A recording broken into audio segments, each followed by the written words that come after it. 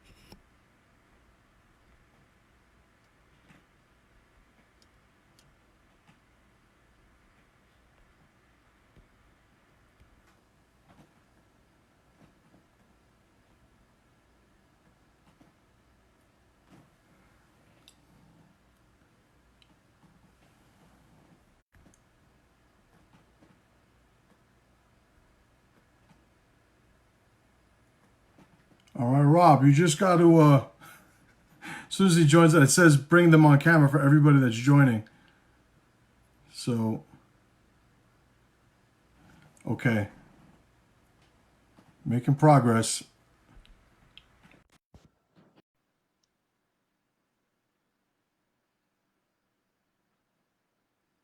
Boom. Jesus Christ, or Moses, sorry. I don't know what the hell was going on, man. Nor do I. What's going on, my Nothing, man? brother. What are you doing? Yo, tell that Trying to little fucking punk get Zach you. to keep his mouth shut, or I'm gonna smack the shit out of him. All right, Zach, I think you got that. He said he wrist locked you, and I said you don't have wrists, so that's bullshit. Actually, he's actually a really nice guy. Yeah, no, I know. We're cool. All right, so,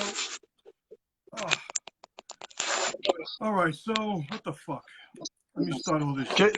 Shenanigans all over. Just so again. you know, I dressed up for the occasion because last time you got mad, I did a podcast in my underwear, and You were in your underwear. I don't know if mad. I was probably confused a little bit still, but I'm glad you dressed like a big boy today. yes, I put clothes on and everything. In hindsight, that probably wasn't the best idea to do a podcast naked in my underwear. Life is about growth, my friend. So, all right. So this is what's going down. All right. I wanted to start. Katie said same clothes you were wearing yesterday. Shouted you out. Yeah. Thanks, darling. I love you too. All right. So this is what I wanted to do. I wanted to talk a little bit about first off, announcements. You're doing a seminar at the Jungle Gym headquarters August 31st. It is not limited to Jungle Gym students. So, I don't care where you train. If you want to come in and check out Rob's seminar, it's $60 for non-Jungle Gym students, $50 for students. And that is the 31st, I believe, 1 to 4 in the afternoon. So just private message me if you're interested in coming and you're not a student. If you are a student, just go to the front desk at either HQ or New Rock and register. Okay, so all that being said, I started before when I was trying to get you on to the live stream talking about how we first met. And when I first started jiu-jitsu, you weren't the head guy. It was Mike Casey's Gracie Association. And who was the top rank in the school? Me. Was it yeah, you? It was me. It was you, and then it was Mike and what, Rob Gutierrez? Yeah, it was.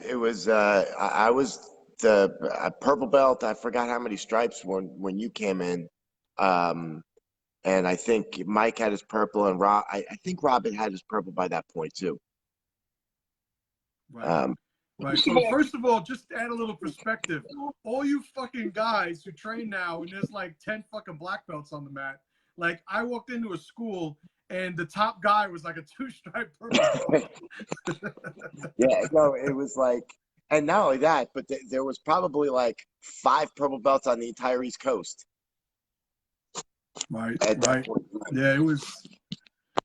just a different fucking time. So, you know, as I've explained the story before a bunch of times, but now with you on, I remember that when I first started, you know, I was taking regular beginner classes, and it wasn't until one day where you and I got into an argument. Do you remember that? I don't remember what the argument was over, but yeah, I do remember getting into an argument with you. It was probably right. I think you probably, that was probably the only argument we've ever had.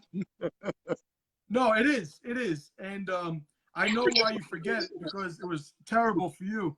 So the thing was, you and I were training. You were training with the gi, and we were doing a 10-minute back drill. And you got my back. And one thing I will say, like when I first started jiu-jitsu, I was strong as shit, and I knew some wrestling. But that was the extent of it. Good looking too, you know, but obviously. You were on my back, and for 10 minutes, you didn't submit me. And because I was completely stalling, right? I grabbed every inch of your gi that I could, and I just held with all of my strength for 10 minutes. And at the end of it, you pushed me off of you, and you said, if you're going to fucking stall for 10 minutes, go with somebody else. So me and my ego bruise, and being, you know, of the streets, we should say, I said, fuck you, you're just mad because you couldn't get me. So then you said, fuck you, and like a bunch of people got between us. Not that we were like going at each other, but between us, and we sat down like two kids on timeout at fucking, you know, kindergarten. And maybe like 20 minutes after that, we sort of like looked at each other like, I don't even think it was 20 minutes. It was more like 5 minutes. We were both like, we're being idiots. But yeah, it's like, my bad. You're leaving out one very important component of the story. Oh, here we go. You don't have a fucking neck. Well, I tell everybody, necks are overrated. If I were to look at you, I'll fucking face you. You don't have a goddamn neck. So when you do this, everything fucking disappears.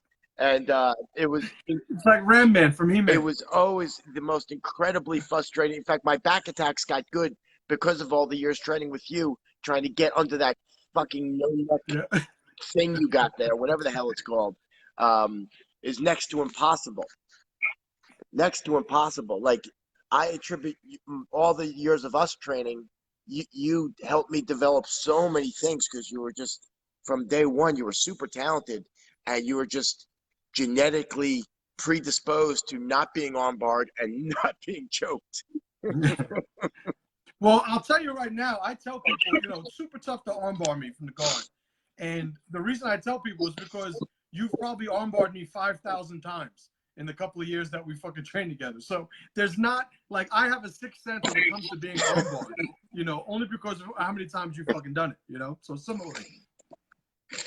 Those are some of the best times ever when we would get together and train for those years. Like, in fact, that was, you know, our relationship and our training really drove the owner of that school literally to insanity, I think. He hated the fact that we...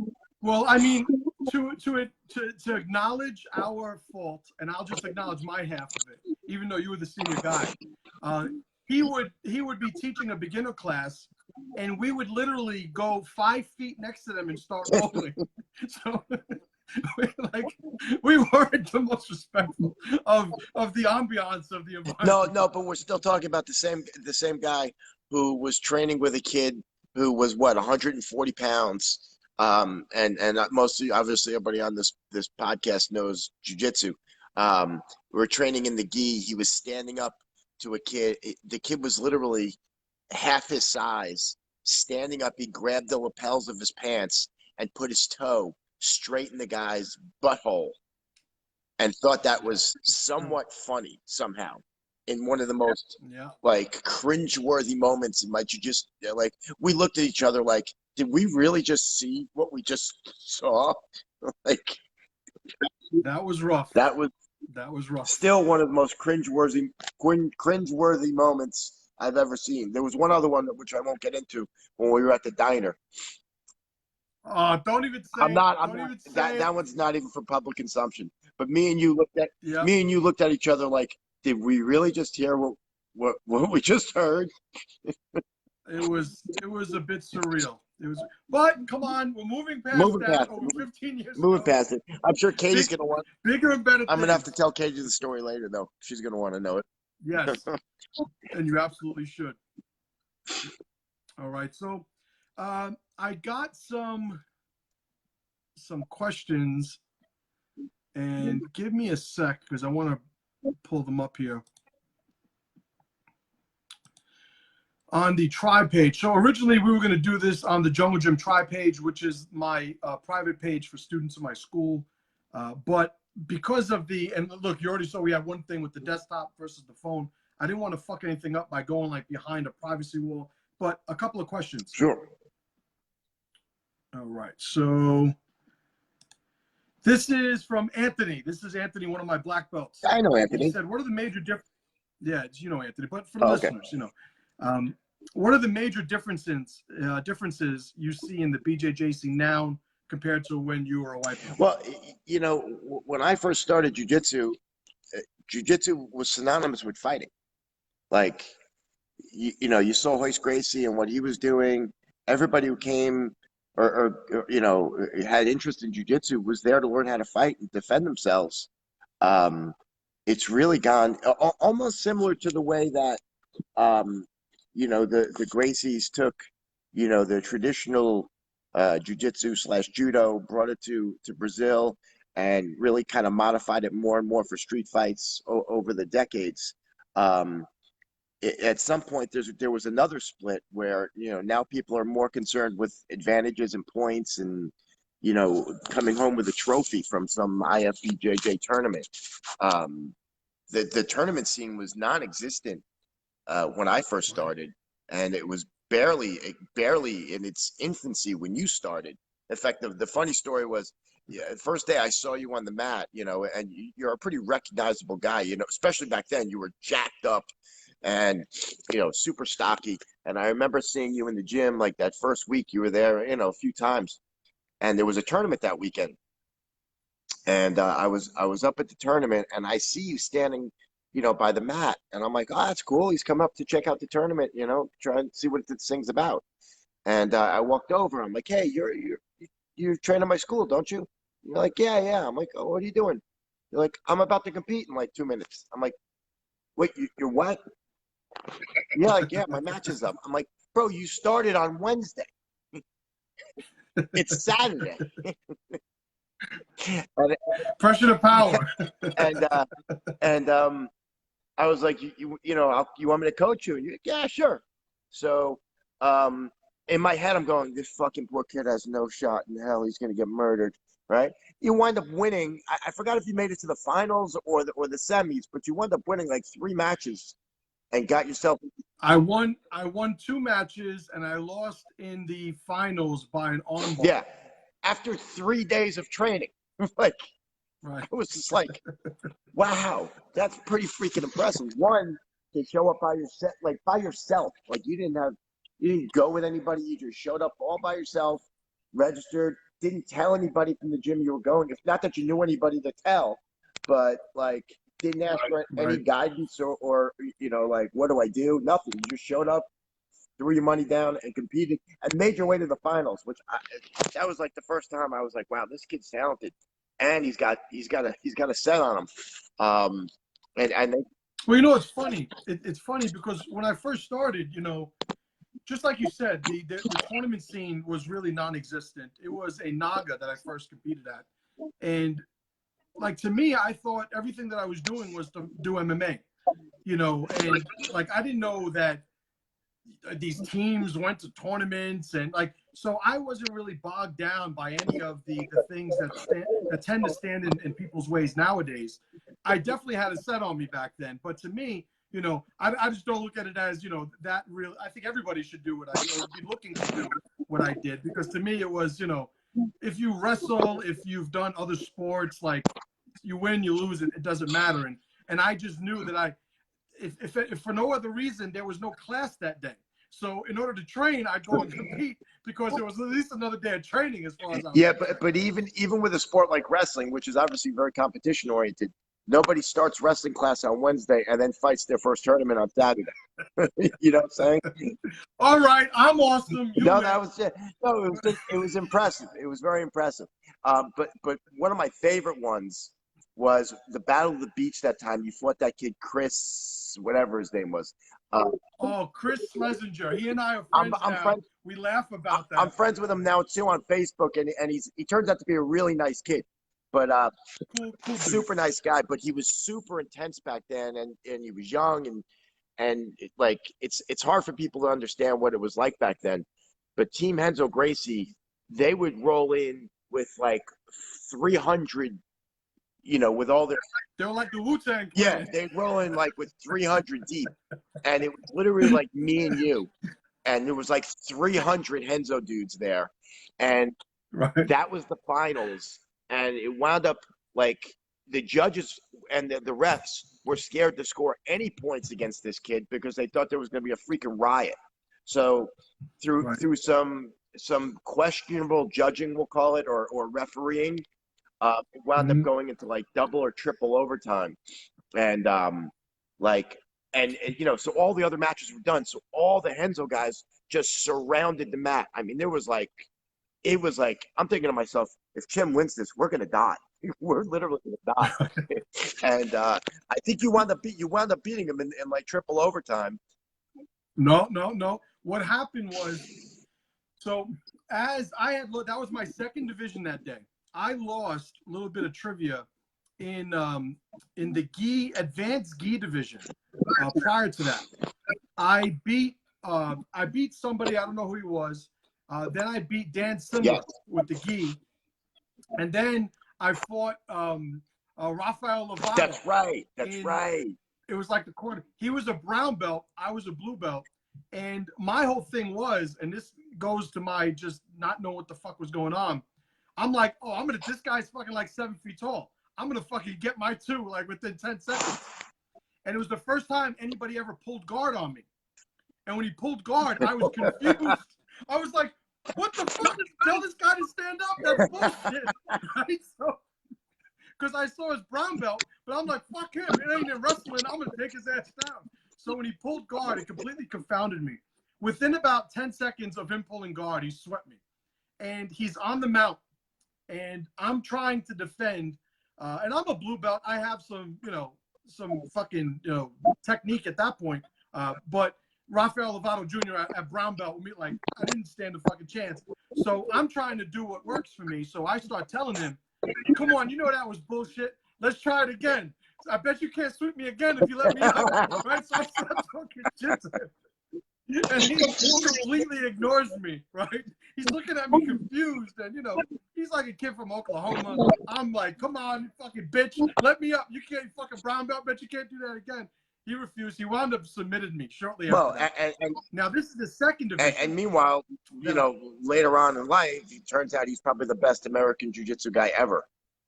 In terms of he's pretty good. Yeah, not bad. Not a bad guy. It turns out he's pretty good at MMA too. Yeah, and he just won the middleweight title, so so not a bad guy. But whatever. So that second division now, I beat a couple of guys, and I remember I beat a balance guy,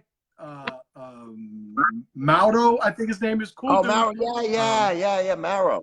I beat Morrow. And then I beat a Yamasaki guy, and then I fought. Anyway, it was Schlesinger in the finals, and Schlesinger, tough fucking kid, super good wrestler, and like me, attitude for days, right? He was a little younger than me, so I was probably a little bit out of the phase that he was in, but I remember being that same fucking guy, and he was a hothead. And eventually I became a hothead during the match. We had a couple of shoving instances and stuff. But towards the end of the match, the whole gym, just like as you described, all the Henzo teams came together. Anybody who wasn't Henzo became another group. And these were the two armies watching this blue belt match. All the other matches stopped because they were watching our Plus, match. when you guys were shooting takedowns, like they bent the rules and like out of bounds, you guys literally wound up, instead of having one mat, you had like 4 mats. The way he won, was, and it was sudden death with a takedown. By the way, the guy who was reffing was a Henzo guy who actually drove to the tournament with him that day, Aaron. So the way that I lost, I'm a little bitter if you couldn't tell. It's only like 18 years ago, right? The way he won was he drove a takedown. I was backpedaling, and we tripped over two other guys. Yes. And the ref gave him 2 for that. And I remember going to like the hallway and like punching a fucking vending machine or something. I was so aggravated. But one of my more epic matches, and it happened at fucking Blue Belt. That was, but the intensity of that match that day was insane. It was insane. It's hard to really describe when, you know, it's just you and me and no joke, 300 people like screaming bloody murder. And all the other matches were pretty much done.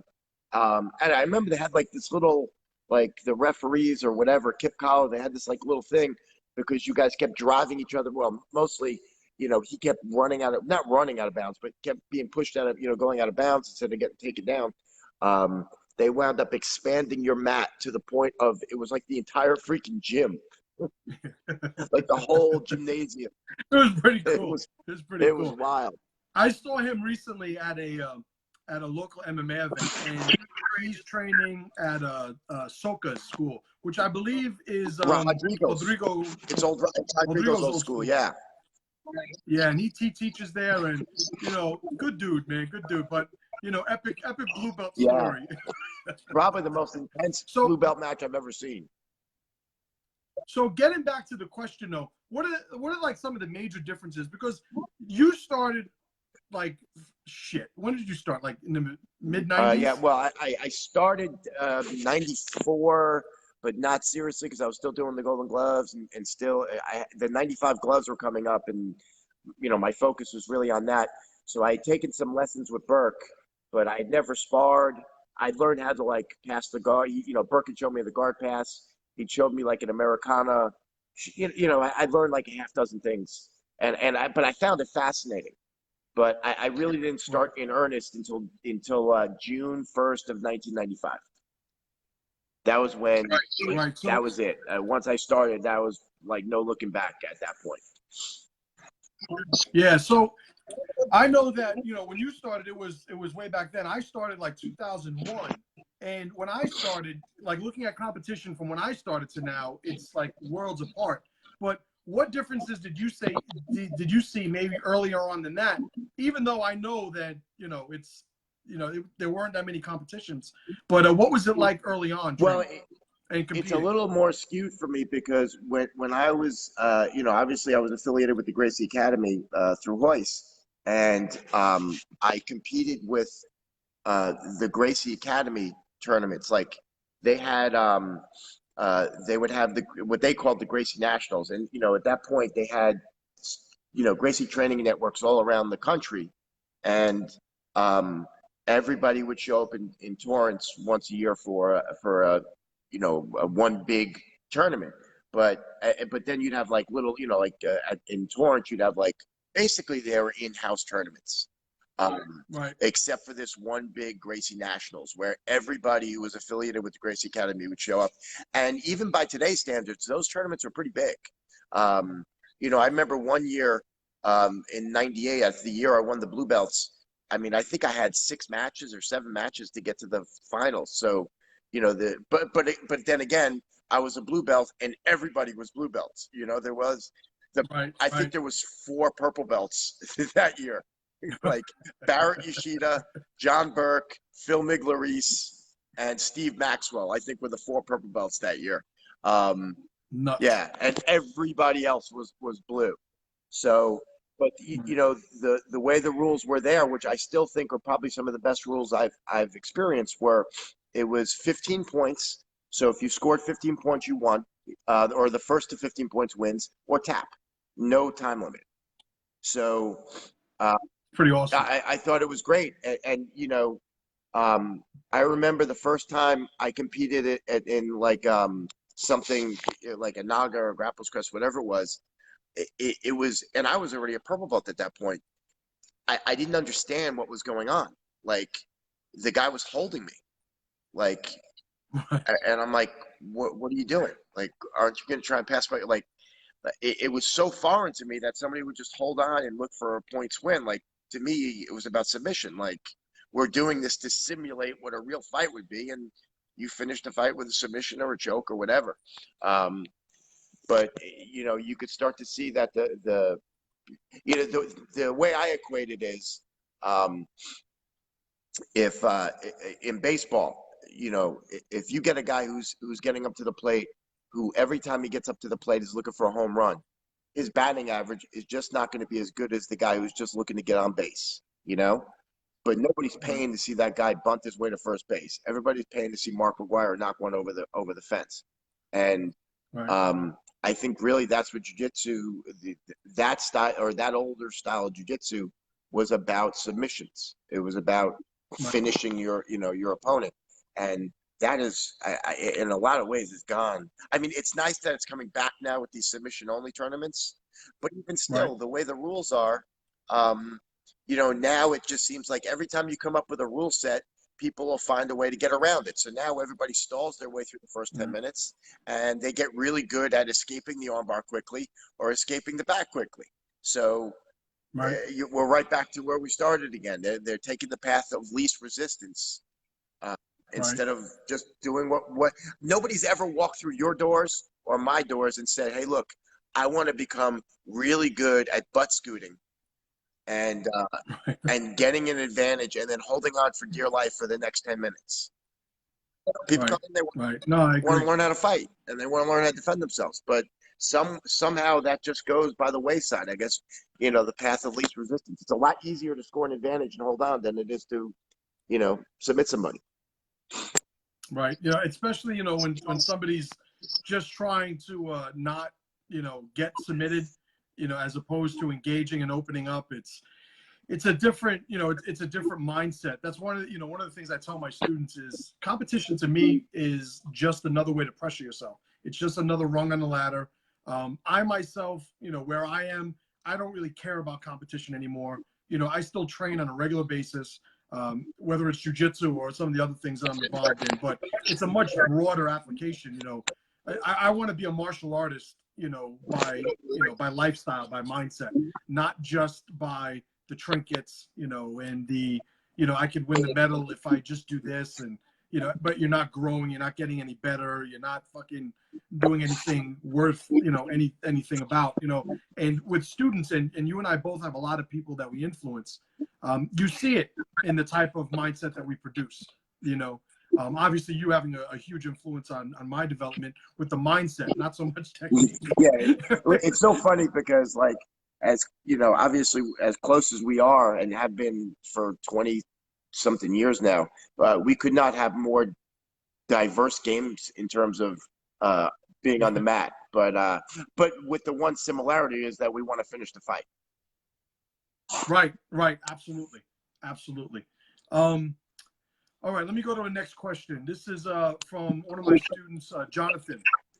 He says, he asked, do you think that the proliferation, Jonathan went to college, do you think that the proliferation of leg locks in competition setting is simply a newer trend, or should BJJ schools dedicate more time to training such techniques? No, listen, it's cyclical. I'd say about 15 years ago, Dean Lister did it. He came out of nowhere in Abu Dhabi and caught guys who were technically better jiu-jitsu guys by, snagging their foot. And pretty soon people were training for that and training to defend them, training to deal with them, training to use them. Then the IBJJF got really a little weird with their rule set, about reaping and all that stuff, and it really took the leg locks out of play. Now with the no time limit tournaments, it's exposing an enormous hole that's developed over the last 15 or 20 years because of those IFBJJ rules. But I have yet to see a leg lock or an entry to a leg lock that wasn't there 15 or 20 years ago. I mean, it all just keeps coming around and around again.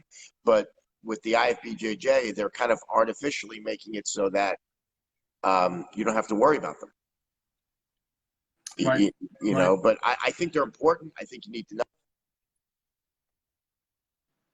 Hold on, sorry. But I do think that their applicability in a real fight does diminish a little bit. They're not quite as useful in a real fight as they are in a grappling match, but they're still important to know. And you know, you do see people getting submitted in heel hooks and stuff in MMA all the time, but they do open yourself up to being punched in the face quite a bit too. Right. So, but yeah, I you know, the whole point of jiu-jitsu in the beginning was, you know, almost like that whole Bruce Lee thing, you know, absorb what's useful. I think a lot of people in jiu-jitsu now are, you know, playing that whole stick their head in the sand and pretend they don't exist, which is goes against everything that the Gracies I think really did with the growth of the art. So yeah, you know, and you know, I've had a very volatile relationship with the jiu-jitsu community, just because a lot of those points, you know, I don't want to sign off on, first of all, the IBJJF, just so everybody knows this and understands this, they're not in charge of Brazilian jiu-jitsu. no. Okay. You know, the IBJJF is not the Brazilian Jiu-Jitsu sanctioning federation, or the IBJJF is a tournament company. It's a company that promotes tournaments. A money making for profit. Right, a for-profit business company. And I have nothing wrong with that. I like making money as much as the next guy.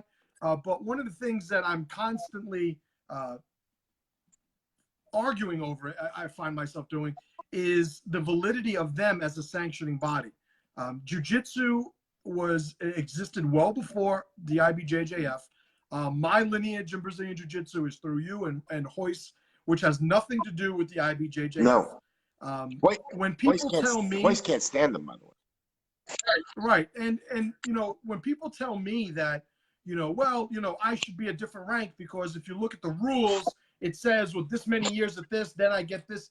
It's like, listen, you fucking retard. Anybody who has an instructor should ask your instructor what's going on with your rank. Anybody that wants to argue, and you know, I would say that this thing is a good conversation to have maybe sometimes, but when it comes to actually creating legitimate legislation, I don't like having conversations with people who aren't interested in the bigger picture about, well, what makes somebody a blue belt? What makes somebody a purple belt? What makes somebody a brown belt? You know, it's like, who gives a fuck? It's like you keep training until you're a black belt, you know, and then you realize that you don't fucking know anything and you actually start developing, you know. But when everybody, you know, is being sort of guided and influenced by this for-profit company, you know, it's no wonder that the development of jiu-jitsu is heading in two different directions. And they only have power because we give them power. That's right. You know, and it's just amazing to me. Like I happen to like, you know, as tournaments go, I Kip Collar and Naga. You know, I happen to think Kip is a good, honorable man. I like Kip. You know, his tournaments have been around for 20 years. They're great. You know what? You go there, you pay your admission, you compete. With IFBJJ, number one, you got to pay a yearly registration fee, and we're still not registered. And overblown. And then on top of that, so no, I'm just talking. So on the competitor side, you have to register yearly and pay whatever that is, which is overblown. Then you have to pay for each tournament. Then the school has to pay to be registered to allow you to compete, to pay them this money, you know, and then I have to pay on top of my school paying, then I have to pay as an instructor to allow my students. It's like, how many different ways are you going to try and shaft money out of people? Like, I have to pay as an instructor, I have to pay as a school, somebody else has to pay as a student, and then they have to pay a yearly fee. Why? Because we give them this power. How about we just all assign the world championships, make Naga the world championships? Like, they're only the world championships because we say that they're the world championships. Right. I don't understand why we put this power in their hands. I hate them. Right. It's You know, it's something I don't do. You know, I started my own belt system internal to my school. You know, my Brazilian Jiu-Jitsu rank is second degree black belt under you. But my internal rank, the chief motivator for doing that is just to separate myself from all of the people of jiu-jitsu who think that the IBJJF is like the sanctioning body of what it is that we do. You know, I want nothing to do with them, you know. And I'm not registered, you're not registered. No, you know, there's been times where both of us, like, we had students who were like, we want to compete, and it's like, all right, what do I got to do? And like, to me, I tell my students now, I don't know, like, go ask somebody to represent their school. Because that's another thing. When my guys represent other schools in IBJJF events, I don't give two fucks. I have a really nice guy down here who does that for me. You know, he'll sign off on my guys and they, you know, if they want to compete. I just don't like playing that game with those people, and I can't be bothered. I don't want to give them my money. And there's still that thing. Listen, it's not like it was. You remember back in those days, like if you were an American and you competed against a Brazilian and you submitted him with a deep armbar where he tapped 15 times, you might get a draw out of it. Like, right. They, you know, I remember one year, this is not even an exaggeration by any stretch of the imagination. There were people waiting online upwards of 2 hours to weigh in if you were an American. The Brazilians would just cut the line, weigh in. Right. They were in and out. Yeah, that was in but this wasn't in Rio de Janeiro. This was in New York. Like, this was in America, and the Americans had to wait in line for 2.5 hours while the Brazilians just got to walk in and weigh in wherever the hell they felt like it. It was like, come on, man. Like, I don't want to support them. I really don't. You know, and they've gotten a lot better in that regard, but I don't know. Like I said, Deb. Yeah, I think they've had to. You know, it's the market and the money's here, obviously. I remember when my wife and I were first married, and you know, she would come to all the tournaments I was competing at, and she commented. She goes, you know what? The Brazilian men that are in jiu-jitsu here are assholes. She's like, you know, Brazilian men aren't usually like that. She's like, I don't want you thinking that, you know, that they're usually like that. But it's, you know, I almost don't, you know, just looking to understand it. You have people who come from a country, doesn't have a lot of money. They come here. Their authority and expertise is what makes them marketable, what makes them profitable. So, you know, they're doing what they can to maintain that. And, you know, like, I get it, you know, but and I'm done with it. I don't have to do it anymore. I don't necessarily even fault the Brazilians at all. I fault the Americans, because when in the 90s, like, not only were these Americans, you know, they'd see the way the Brazilians dress, they dress like Brazilians. Next thing you know, these Americans are talking with a Brazilian accent. Like, so if you're this dude, you're coming up from Brazil, and now you have this country full of people who are dying so bad to be like you. They're talking like you. They're, you know, they're acting like you. They're dressing like you. How do you have respect for that person? You know, it's true. I don't absolutely blame the Brazilians whatsoever. I blame the Americans who lost their identity so quickly and easily, and wanted to become Brazilians overnight. It never made any sense to me. No. I used to always say, there's only two things from Brazil that I care about. Jiu-jitsu and girls in thongs. Outside of that, once we're done stealing all their natural resources, I have no use for that country whatsoever. Well said. So, next question. Has the more recent, this is also from Jonathan, has the more recent popularity of Nogi competitions been a benefit, detriment, or neutral to the art of BJJ in your opinion? Obviously, I'm a pretty skewed on this one. I gave up the gi a long time. Well, it's obvious to me, not obvious to everyone. I gave up the gi a long time ago. I think that jiu-jitsu is a mindset. It's a way of thinking, and you know, you could do it in the gi, you could do it with outside the gi. I never understood these people who are like, you know, why even have a belt if you're not going to train in the gi? Well, why have a colored belt?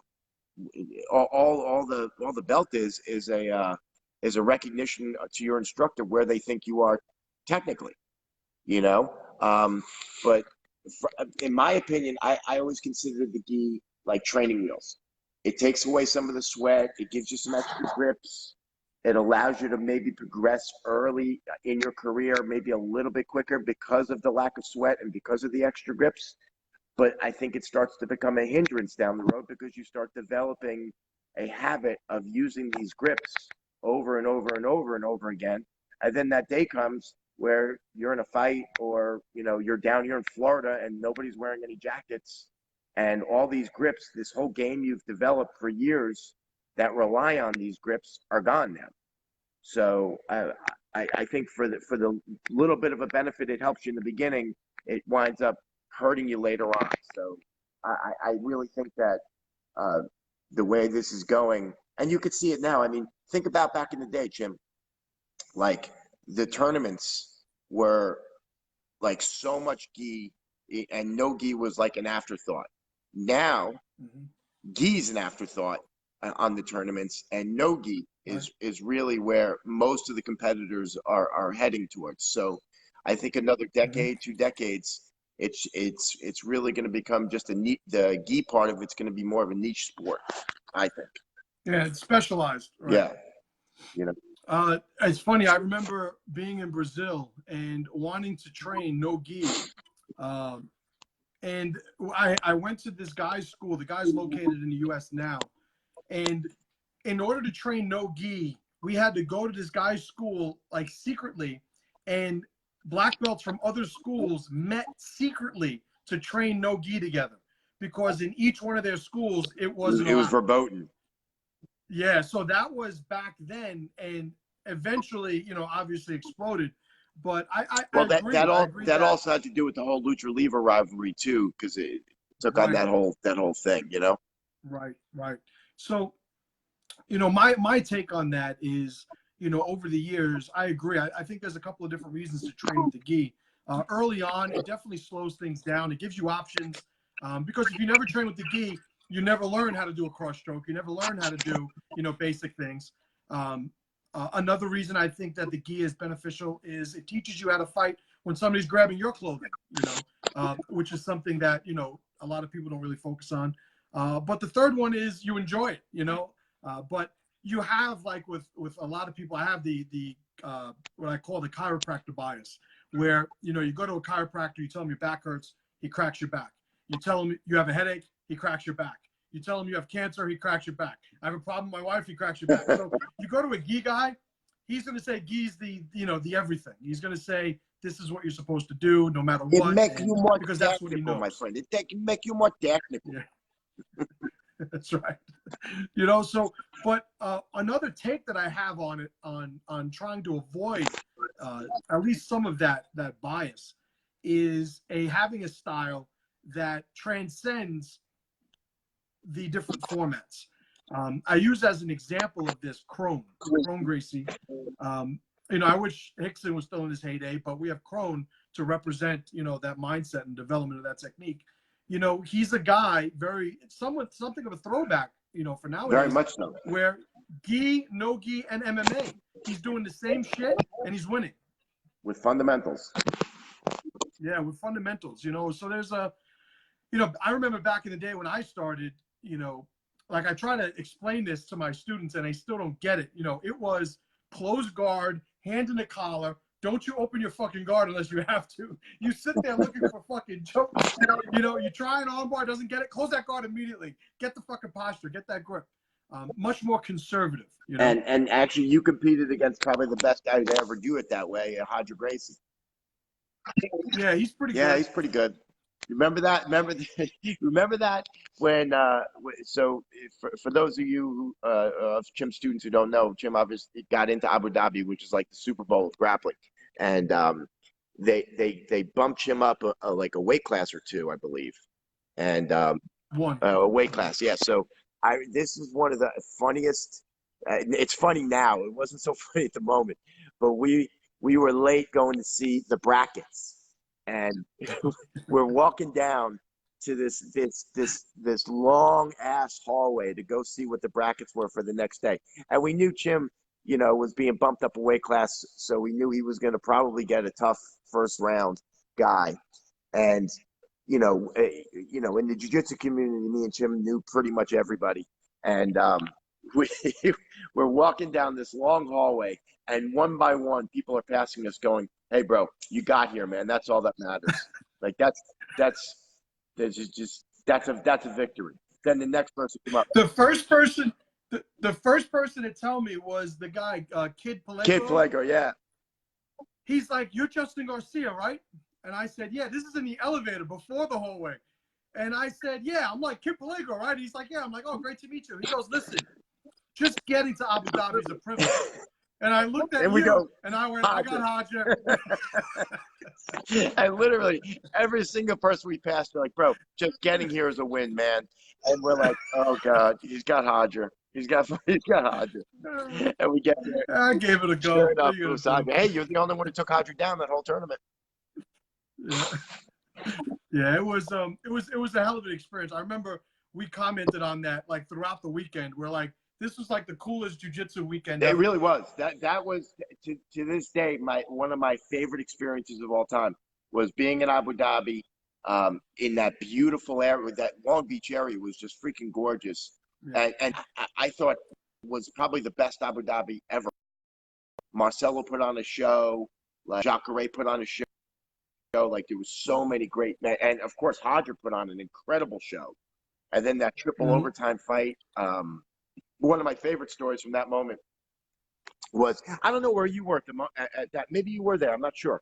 But I was talking with Royce. I was standing. It was the finals for the absolute. So it was Hodger against Kakareko. And and like they went like, I don't know, 3, 4, 5 overtime, some crazy number. And Kakareko wound up quitting on the stool after like an hour and a half or whatever. And so I just happened to be with Royce, and I walked over to it was in between one of the overtimes. They give you like a minute, in between each overtime round. So I'm sitting with Royce, and by default, I'm in the Gracie corner. So it's Henzo, and I've known Henzo for years, and Half, who I didn't know very well, Hyan, you name it, the whole Gracie contingent. And I'm sitting there with Royce. And the night before, we went out with Jake Shields, Diego Sanchez, Melendez, that whole crew, right? And Diego, who was absolutely hammered the night before because, he had lost to Marcelo the first day, so he wasn't looking day. Diego's walking past me and Royce, and he catches, we catch eyes. And he remembers me from the night before, and he's like, "Oh, hey, what's up, man?" I go, "Hey, what are you doing?" And remember, he had just gotten off the Ultimate Fighter, like literally just off the Ultimate Fighter. So he his popularity was definitely high. And so me and him are having like a little bit of a talk, and Half is like 2 feet to the right of me or whatever, and he catches Diego's eyes, and Diego goes, "Holy shit, you're Half Gracie," just like that. And I don't think Half had any idea who he was. And so Half just thought it was like a fanboy. And Half goes, "Yeah, hey." And he goes, yeah, I was on the show with Bobby Southwest. He says you're a real asshole. Just like that. And me and Royce looked at each other. Me and Royce were like just try not to laugh. And Diego had no recognition that what he said might have been taken the wrong way. And he went, "Yeah, I was on the show with Bobby Southwood. He says you're a real asshole." Anyway, nice seeing you guys. Take it easy. And he just turned around and walked on his merry way. And me and Royce had to like walk away, and so we didn't laugh like directly at Half. And we were like, "Oh my God, that was freaking hysterical." To this day, I don't think Diego had any idea that he totally offended Half Gracie. The night before, do you remember when we had the wrestling tournament in the hallway? Yeah. Oh yeah. What's his name? He broke his ankle. Uriah Faber broke his ankle. Nope. Nobody knew who Uriah Faber was. No, some stocky blonde kid. Right. He beat Barrett Yashida. Yeah. In the first round, and everyone was like, "Oh, this fucking kid's good, wrestler kid." But nobody really knew who he was. And we, I think I wrestled Diego in the hallway. I don't know if it was. Was it Rick McCauley hurt his ankle. Rick McCulley hurt Uriah Faber's ankle. Nobody knew who Uriah Faber was, and he was on the floor. We were like, let's get the fuck out of here. We left Uriah Faber. So we all run out of the fucking hallway. At like 3 in the morning, no less. Like, I'm outside after that with Diego, and Diego looks at me and he goes, Chim, you know why I love you? And I go, why, Diego? He goes, because you're Chicano. I said, does that mean Mexican? Because I'm not fucking Mexican. He's like, whatever, man. He says, and he's trying to hug me. It's fucking hilarious. I remember right around the wrestling matches time. So it was like late in the night. And Diego was putting a few back. I remember he was talking to us, and he was drooling uncontrollably, and had no recognition that he was drooling. It was just drooling coming out of his mouth, and he had no idea. I'm like, oh my God, that is one drunk motherfucker, because he was just drool pouring out of his mouth, and he either didn't care or didn't know or both. I don't know, but it was freaking hysterical. That guy is absolutely a trip to be around. He's hilarious. Good dude. Like, I got nothing bad to say. I love him. Great guy. He was one of the best parts of the weekend. Absolutely great guy. Like, there's no lying in Diego Sanchez. Like, you see what you get, you know? Right. So let's move on. We gotta wrap up soon. Maybe can you go another 10 minutes? Yeah. So next question. What are the 3 concepts you think every jiu-jitsu student should know that make up jiu-jitsu? 3 concepts. Well, I'm gonna kind of change the question a little bit. I call it the 3 pillars of jiu-jitsu. Technique, obviously. Now, you know, with technique, you know, if you're with a good instructor, like I know your students are, technique is spoon-fed to you. You know, detail by detail, it's spoon-fed to you. Well, you know, you can have great technique, but if your strategies are not correct, all the technique in the world isn't going to really help you. And what I feel like is jiu-jitsu lends itself to technical discussion. It is so easy for an instructor to come in with a room full of 20 or 30 students and be like, okay, this is the triangle, step A, step B, step C, step D, you know? But then what tends to happen, because it's easier to teach, it lends itself to that, you wind up teaching techniques in a vacuum. And, you know, the student feels gratified. He leaves the class going, wow, I learned a triangle. I learned an armbar. I learned an omoplata. But without the accompanying strategy, okay, well, how do you get the guy to put the arm in that position to get to the armbar or to get to the triangle or to get to whatever? The technique's only going to take you so far. And what tends to start happening, besides, you know, that whole idea of a technique in a vacuum, I call it Rolodex style jiu-jitsu. So what starts happening is you're in a given position, right? You now are examining, you know, what he's doing.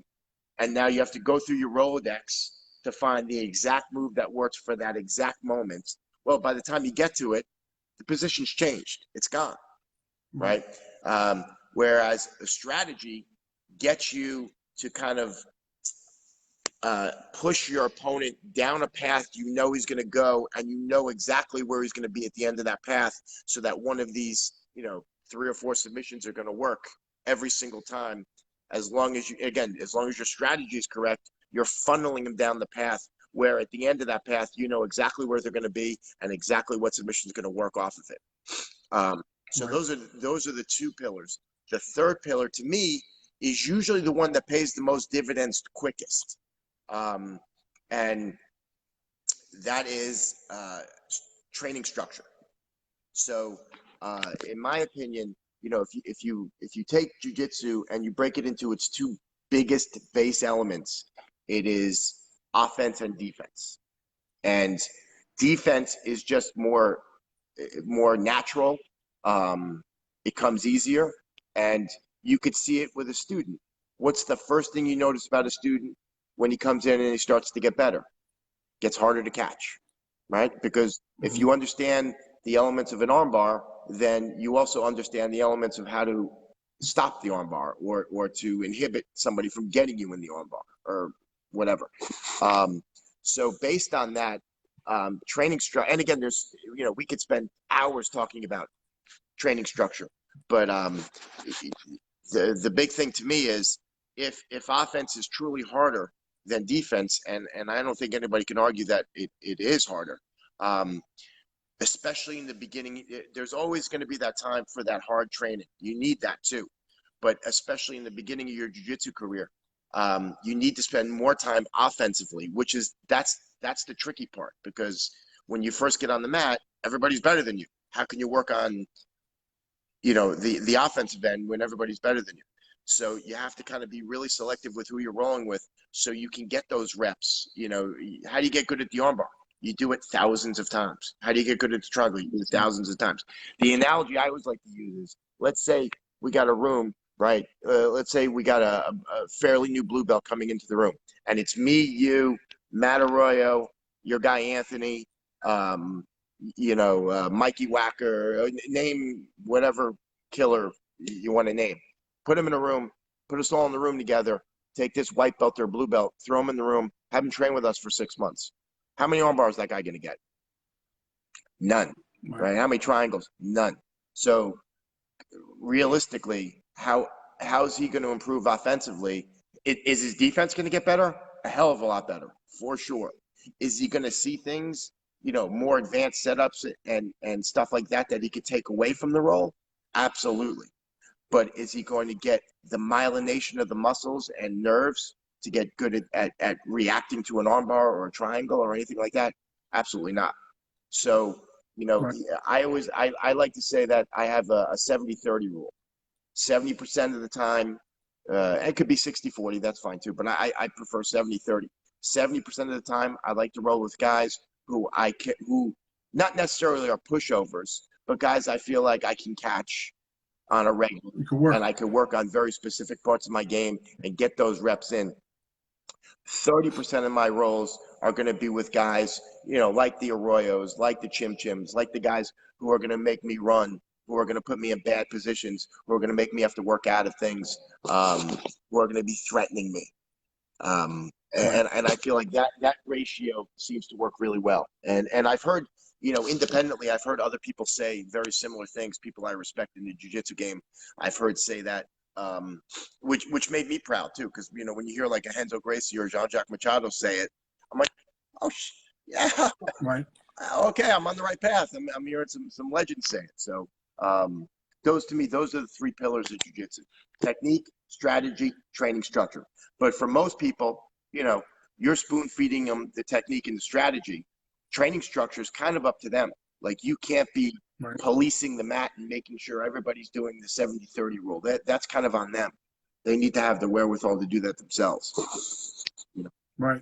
It's funny to draw a parallel, which I like doing because it allows concepts to be a little bit more illustrated in depth. I've been really investing a lot of time in dog training lately. Right, I got my pup, and I can't wait. I can't wait to meet him. By the way, oh, he's awesome. He's awesome. One of the things that you learn with protection dog training is the dog's going to win a lot early on. The dog's confidence is going to get up. The dog's technique is going to be encouraged, but he's not going to get a lot of high pressure early on if you're trying to develop the dog. With different drives of dogs, prey/ball drive, as opposed to defensive drive where they're fighting for their life. You want to sort of use one before you start testing the other. So your 70-30 rule overlays on top of that perfectly, because it's the how are you going to learn how to win. Don't get good at not losing. Get good at winning. But you're only going to do that if that's how you're investing your time, to the point where subconsciously that's what you're looking for. Definitely. You know what I mean? It's a great way of saying it. Yes, exactly. Have you read what was the name of that book that it has nothing to do with jiu-jitsu, but it was one of the most important books on training for me for jiu-jitsu I've ever read, called The Talent Code. Oh yeah, Daniel Coyle. Oh, what a great book! I can't recommend that. It's right on my bookshelf. I can't recommend that to your students enough, about training and myelination of nerves and right. What a great book. Myelin, yep. That's right. The Talent Code, The Art of Learning. Another just Weight Skin. Josh Whiteskin, yeah. again, not much to do about jiu-jitsu, but a lot more about the strategy, because it comes from a chess guy and a chess grandmaster's application to martial arts. So obviously, There's also a black who's belt also now a black Marcel. belt. He wrote the book, though, I think right when he started jiu-jitsu. So he was still that's interesting. he was still new to jiu-jitsu when he wrote the book. He was a martial artist black belt in some other style, like San Chow or something like that. Right, the Tim Ferriss thing, was it? I don't know. I'm not sure, but so so it's the fighter's mind. No, I'm sorry. The art of learning, the talent code, and the fighter's mind was a hell of a book too. I don't know if you read that. I never even heard of that. What's Sam that? Sheridan wrote it. It's they take like Marcelo Garcia, Renzo Gracie, I think Mario Sperry's in it. Great chapter by Dan Gable. And that's how I found the White Skin book. So each one has a chapter, and they basically explain why they succeeded, like what's the most important parts of their mental success. Surprisingly, the chapters that I wanted to read the most were the most disappointing. Like Marcelo, as much as I love Marcelo, his chapter was like, I'm good at jiu-jitsu because I really love it. Like, not so insightful. But the Gable chapters was fantastic. The White Skin chapter was fantastic. Listening to the way Gable talked about recruiting, because, he built those incredible powerhouse teams. He was like, I never, ever, ever take the blue chip A-list athlete, ever. They don't know how to work hard. Things come easy to them. I always want the guy who is not naturally gifted, who had to work his ass to get there. Those are guys that make a powerhouse team. And it was just really insightful the way Gable broke things down. Really, really good book if anybody's looking for and Sam Sheridan. Yeah, I'm going to check that out. Sam Sheridan, he wrote two. He wrote The Fighter's Heart and The Fighter's Mind. I have not read The Fighter's Heart, and I don't know why, because I like The Fighter's Mind so much. But The Fighter's Mind was absolutely terrific if you guys are looking for a couple good books to read. All right, cool. Last question. Give me the 3 jiu-jitsu guys that influenced your jiu-jitsu the most, and the 3 jiu-jitsu guys you consider to be the greatest. Okay, well, easily the 3 that influenced Royce Gracie, obviously, Rodrigo Gracie, and I would say probably Rorion Gracie.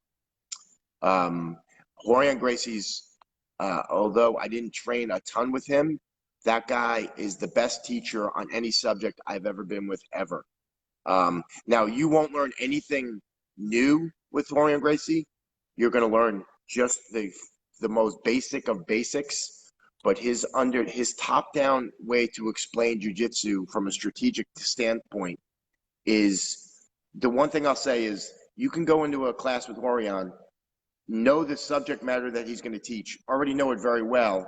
You're going to come out learning something new about that move that you're going to be like, how did I not know that about the Americana? Like, brilliant jiu-jitsu mind. I just wish he was more focused on producing world-class jiu-jitsu guys, because if he was, he would have a boat full of them. With honorable mention there to so I said Royce, Rodrigo, and Rorion. I'm going to say honorable mention goes to Henzo and Phil Miglaris. And John Burke. I have to throw John Burke in there too, obviously. How many fucking people are you choosing? I'm done. 3 people. I'm done. Now, my 3 favorite jiu-jitsu guys to watch No, I said the 3 greatest jiu-jitsu guys. Oh, Marcelo Garcia, obviously. Hodger, have to put him on there. And, he might not have been the best tournament fighter, but Nino Schembri. In terms of just, Nino was Marcelo before there was Marcelo. That dude's. I was wondering where you're going to fit Nino in. Yeah, Nino Schembri. I mean, that guy was just a submission wizard. And that's all I care. I don't. For the guys who, like for all the Amaury Badetti, who was a multiple-time world champion, that style doesn't do anything for me, because he's super good guy, super good jiu-jitsu guy, but he won everything by advantage. where I don't think Nino's never won a single match not by submission. Like, that guy was as fluid can get, you know? And he beat Sakuraba with a flying knee. Yeah, talk about irony. And I don't put Hickson on that in that list because Hickson never competed against the best. So it's hard to rank him when you never really got. Although I do think he probably was the best of all time. How do you know until he didn't go against the best of that 90s generation? Right. Yeah, my the three probably most influential guys are probably you. You influenced me early on, and significantly because you got me on the right path. I remember losing to Kenny Florian in a tournament match. I remember that. And in that tournament, although I did well, it was exposed how much of an imbalance there was between my top game and my bottom game. And you said, listen, from now on, whenever you roll, you slap hands, you sit guard. And that's how I developed my guard, pretty much because I needed somebody to force me to do it. And you did that early on. And I would have been even more imbalanced than I still am because my guard's nowhere near my top game, admittedly. But the second guy was probably Margarita. Margarita was probably the guy who I saw early on enough that his body type resembled like moving in a way that I knew that I could move and be effective. So it's like, all right, I don't have to close guard, armbar, triangle everybody, and I could still be good at this jiu-jitsu stuff. And he was probably the first guy to see that. If it wasn't for that motorcycle accident, we'd be talking about him as maybe the best ever, or in that top 3 or 4 best ever for sure. That guy went on. In fact, that run he went on in right when you started, that run he went on in like 99, 2000 or 2000, 2001 was still one of the most impressive runs of any jiu-jitsu guy. That dude was mushing guys like Fabio Michel. Like, he's tapped Salo twice. He first guy to win I think the double gold, the weight class and absolute. I believe he was the first guy to do that 2 years in a row. Yeah, and the third guy that was probably most influential on me, I'd probably say Hoist. And I didn't realize it until I got to train with him. When you and I went out to LA to train with him for one of his fights. And I realized that, like, I wasn't physically impressed with Hoist's attributes, his athleticism, The thing the two things really that just blew me away with Hoist was, number one, he had a level of confidence that I've never seen. He was never worried. He didn't give a fuck. Like, there was a calmness and a sort of presence when he was training that I had never seen before. And the second thing, on a more practical level, he was very hard to fucking hit from his guard. Very hard. Very hard. And it didn't make any fucking sense because I'm like, I'm getting past this guard. He'd recover. I'm getting past him. But if I sat there and tried to hit him, it's like that's when I would fucking get triangle and armbarred and all that other shit, But best defensive guard I've still ever been in terms of punching him. You can't land a shot on the guy from the guard. Unbelievable. Quick story for your students out there. So when we went out to go train with Hoist, we were out there for an entire month, and it was just me and Chim, and we had nothing to do out there but train. We did the morning training, and then we'd come back in the afternoon, and obviously we also did like the conditioning with Hoist. But to say that we had a lot of free time on our hands out there and no money is a shocking understatement. So we would go train in the morning, and then we'd go into Sharper Image and sit in the massage chairs for like 2 hours a day, and the people were so nice. They knew what we were there for, so they just let us stay in the massage chairs all day. We made sure they knew who Hoist Gracie was, and we said we were his 2 personal trainers. And we got some time to kill from out of town. They were like, yeah. So we'd walk in, we'd look at the chairs, and they'd go, yeah, go ahead. Every fucking day. Every day we're sitting in the Sharper Image, getting like feet up, just this is great. Do you remember that hill, that sand hill? Oh, that's still in my nightmares. I remember, because I got a pretty fucking big mouth, so I'm talking shit to Hoist, and he goes, okay, for because the morning we would do the physical fitness, the strength and conditioning, in the evening we do like the more live, you know, training. So he goes, okay, so tomorrow we're going to meet at the hill. He gave us directions, whatever. And we get there, and he's with Hoyler. Hoyler had already showed up. And he goes, okay, we're going to, you know, walk up and down. And I look at him, I go, are you fucking kidding me? Your training today is walking up a fucking hill? Is this what we're doing? And he and I already, you know, we were having fun with each other during that week, talking shit. So he said, okay, Chim, I'll see you on the top of the hill. And I remember, like, all right, Rob, you ready? And we start going, and I thought I was going to have a fucking heart attack. That was the worst thing ever. Like, if we took a picture and showed it to people, they'd be like, are you guys kidding me? That's nothing. Yeah, try and walk up a pure sand hill that's like 5 stories high. Oh my Made no sense. God. We were up halfway when Hoyce and Hoyler were already on their way back down, talking shit. And people don't understand, every step you take, you fall back like 3/4 of a step because the sand just gives. Yeah. So you're literally going like an inch at a time, going straight up. Oh my God. That was it was fucking terrible. That was the worst part about that trip. So third guy, most influential. I'm going to say Hickson. And one of the reasons I'll say Hickson is because of choke. You know, it's funny. I just had Katie watch that the other night. That and the Enzo Gracie one, the Enzo Gracie legend. Yeah. Yep. Legacy. Legacy. Yes. And I say Hickson because seeing him do the thing, seeing him talk about the thing, seeing his life being surrounded by the thing, you know, it's, you know, one of my personal aspirations, and a lot of this has to do with me being such a fucking psychopath teenager that was locked up and arrested however many times. You know, I was always looking for that discipline, but I always felt that I couldn't ignore my nature. You know, I needed to find a way to leverage who I was productively. And Hickson, when I saw choke, it was like if Hoyce was the, you know, the beginning of my falling in love with jiu-jitsu, seeing choke was like, now I knew I found the right spot, you know?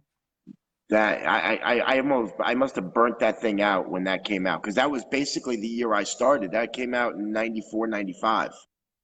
And like, I remember, people don't remember, like, so Hoyce wins the first, you know, couple UFC, who actually won the first 3 out of 4. And there was one moment that, like, you know, the martial arts press were, you know, having a press conference at the end, and they said to Hoyce something along the lines of, like, how does it feel to be the best fighter in the world? And Hoyce, you know, Hoyce is one of the most honest guys you'll ever meet. And Hoyce goes, best fighter in the world? I'm not even the best fighter in my family. Hickson's 10 times better than me. From that moment, the offers in Japan started coming, 7-figure offers to see what this guy, like, who is this guy who's 10 times better than the guy we just saw mow through everybody. And that really sparked the whole pride thing. That one sentence from Hoyce basically made Hickson a millionaire. I don't know if Hickson ever properly thanked Hoyce for that. So the 3 greatest, my 3 greatest now. I'm gonna cheat and make categories. Nogi, I'll say Marcelo. Gi, I'll say Hajar. Overall, I'll still go with Hickson. And the reason I'll still go with Hickson where this is concerned is widely considered by the top tier of guys as being the guy. So the social proof is pretty high. The sort of just status of who he is in general is high in terms of, you know, the reputation of jiu-jitsu and what he represents. And number 3, and I still haven't even spoken about his competition, is Crone. Now, you know, aside from the tragedy that befell, you know, Hoxton, his oldest son, you know, you want to see if the guy is, because I will say I had the opportunity throughout my life to meet a lot of guys who were really, really good at what they did. And one of the things that I always look for, or maybe now I look for, you know, as a result of these experiences, is how good their students are, how good their kids are, you know. And if you're really, really a good instructor, you know, show me your champions. In dog training, there's a lot of guys who know all the you know, the operant conditioning, the class, all these different, you know, academia involved in behavior. But when you say, show me your dog, they got no fucking dog to show you, you know, and if you're a dog trainer, you have a dog. That's impressive. So if you're a jiu-jitsu guy, you should be able to do jiu-jitsu impressively. If you're a jiu-jitsu instructor, show me your champion. And, you know, looking at Crone, very similar to what I would say to in wrestling, Dan Gable and Cale Sanderson. It's like they not only did the thing, but they were able to transfer those formulas into somebody else to do the thing. So those are my three greatest jiu-jitsu guys. Well, yeah, I mean, I won't argue that Hickson's probably the best ever. He just, like I said, he didn't. He's almost a victim of the timing. He was coming out of his prime when the popularity of jiu-jitsu really kind of exploded, and then obviously the tragedy of Hoxton pretty much put a you know, an end to his competitive career. Yeah, and I think he had said in an interview that like he didn't train for like 2 years after that. Yeah. He also talked about having a conversation with a bird on his patio, and the bird talked back. So, Oh,